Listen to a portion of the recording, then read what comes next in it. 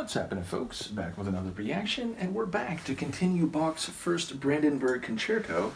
Thank you again to Vera, not only for providing the Brandenburg Concertos and a lot of other material, but also for, I'm going to say, reminding me that the name I Musici should be pronounced that way. And, you know, I have friends in Italy, including my great friend Roberto Stramaccioni. There's no H in that surname. So I should have remembered that it was actually, or realized it was pronounced that way. In any case, yes, we're up to the third movement of the first Brandenburg Concerto, BWV 1046 in F. And it's another Allegro, so it should be at a brisk and energetic pace. Let's see what it sounds like, or rather, let's hear what it sounds like. This is Johann Sebastian Bach, his first Brandenburg Concerto in F, BWV 1046. This is the third movement, and it's an Allegro.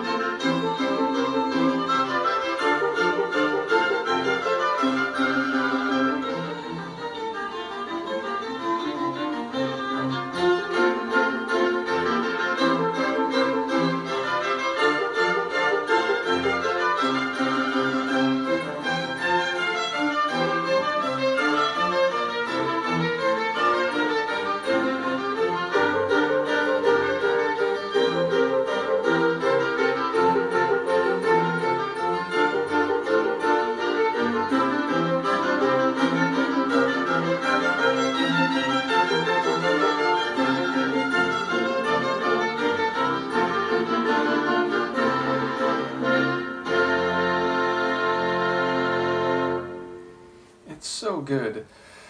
And congrats to I Musici, they perform wonderfully, and all the more because I'm aware they're not doing it with a conductor, which I get is part of the Baroque era ensemble. And indeed, shout out to Vera, who reminded me of that when I did the reaction to John Rondeau's ensemble performing the first movement of the BWV 1052 concerto with the harpsichord in the main position, though I should point out I have since acquired the violin version of that concerto. So I mentioned we're going to go back through the last two movements of the harpsichord version, the last two movements of the piano version, but I've got the violin one too. Now, I'm going to spread them out a little bit. I won't make you go through, 3 different versions of that concerto all consecutively.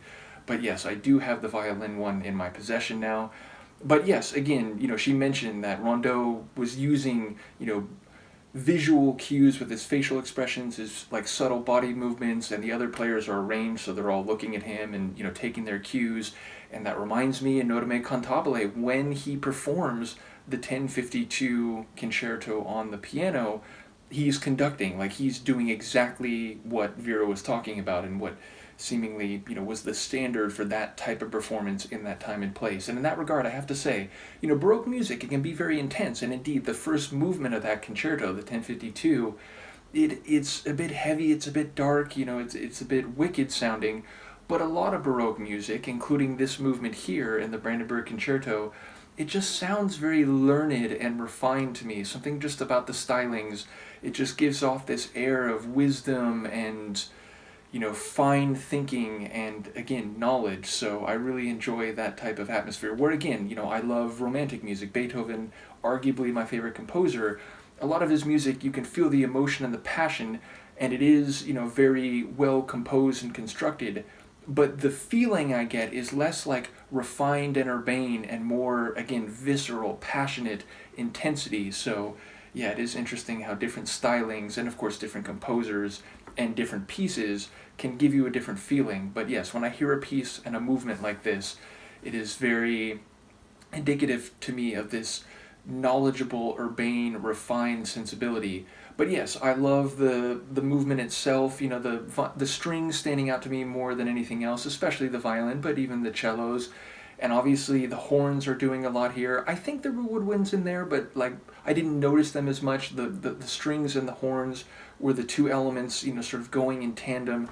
That was really catching my ear. I do like there's some, change of pace and tempos at some different moments. And right when I was sort of keying in on the rapid fire rhythm, it then sort of slowed that down and sort of slid into the next section. So I very much enjoyed that moment. But yes, a lovely movement and a great Brandenburg Concerto. And I wanted to mention to both Vera and Michaela that I saw your suggestions for video reactions to classical music. I will definitely go through those and many others. Indeed, I have hundreds of classical CDs, a handful of classical records.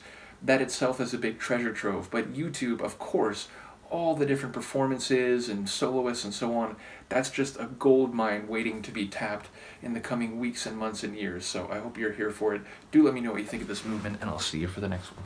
Peace.